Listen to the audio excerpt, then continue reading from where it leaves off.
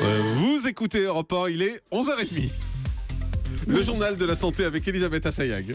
La canicule de l'été dernier a été meurtrière. Les grosses chaleurs ont provoqué 3300 décès supplémentaires. Donner un organe à un proche, le greffon dure plus longtemps. C'est l'appel de l'agence de biomédecine à l'occasion ce samedi de la journée européenne du don d'organes. Et puis, travailler avec trop d'hommes serait une source de stress pour les femmes. Ce week-end, c'était la journée européenne du don d'organes. L'agence de biomédecine insiste cette année sur les bénéfices d'une greffe réalisée grâce au don d'un proche. En 2014, sur les 15 000 patients en attente d'une greffe de rein, 3 232 ont pu en bénéficier, mais seulement 514 à partir d'un donneur vivant. Vous allez entendre le témoignage d'Annick qui va nous raconter son parcours pour donner son rein. Sa fille âgée de 27 ans, alors atteinte d'insuffisance rénale. Un témoignage recueilli par Ève Roger. C'est un parcours d'à peu près 6 mois où on vous fait des tas d'examens médicaux pour s'assurer d'une part que vous avez bien de rein, ça c'est la première chose, qu'il y a des compatibilités au point de vue sanguin, etc. Enfin c'est un parcours assez long. Moi on m'a dit c'est possible.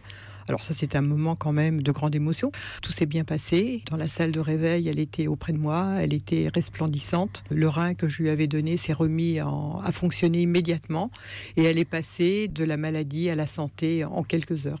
Et qu'est-ce que ça change pour vous d'avoir qu'un seul rein ? Absolument rien. Vraiment, c'est que je mène une vie tout à fait normale. C'est quand même très angoissant l'idée de donner son rein. Pour moi, ça ne l'a jamais été. Ça a toujours été une évidence. Quand la question s'est posée, moi, je me suis immédiatement portée candidate. Faire un don, c'est aussi réparer une sorte d'injustice. C'est difficile d'accepter d'être en bonne santé quand son enfant est malade.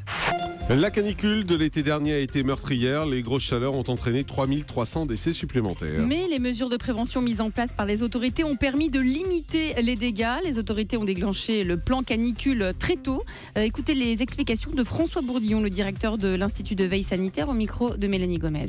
On a un excès de mortalité de 6,5%, très en deçà de ce qu'on avait pu constater pendant l'épidémie de 2003. On peut dire que, d'une certaine façon, le fait que nous ayons un plan national canicule, de l'information qui soit très élaborée, des listes de personnes dans les mairies à appeler, permet de répondre à ces difficultés. Donc, honnêtement, on a limité les dégâts et lorsqu'il y a un épisode caniculaire avec les alertes qui sont données, la mobilisation tant sur le plan social dans les villes et du ministère de la Santé, on est aujourd'hui en capacité de limiter. 3300, c'est toujours trop, mais par rapport à 2003, on a vraiment acquis de l'expérience et du savoir-faire.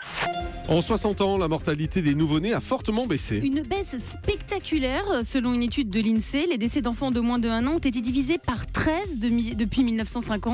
Une baisse qui s'explique par les avancées de la médecine, en particulier grâce aux antibiotiques et aux vaccinations, ainsi qu'une meilleure politique de prévention. Travailler avec trop d'hommes serait un facteur de stress pour les femmes. Ça concerne les policiers, les pompiers, les informaticiens, des professions pour lesquelles il n'y a pas assez de mixité. C'est une nouvelle étude américaine qui montre que les femmes qui travaillent dans des métiers à tendance masculine seraient plus sujettes au stress. On a mesuré le niveau de stress chez ces femmes dans cette situation. On a mesuré leur niveau de cortisol, c'est l'hormone du stress. Eh bien, les femmes qui travaillent dans des milieux d'hommes ont présenté des niveaux de cortisol qui fluctuaient plus irrégulièrement que la normale. On n'a pas fait l'inverse. Non. Des hommes qui travaillent avec plein de femmes autour. Là, ils sont beaucoup moins stressés. Je vous confirme que non. Ici, il y a souvent que des femmes dans ce grand direct de la santé.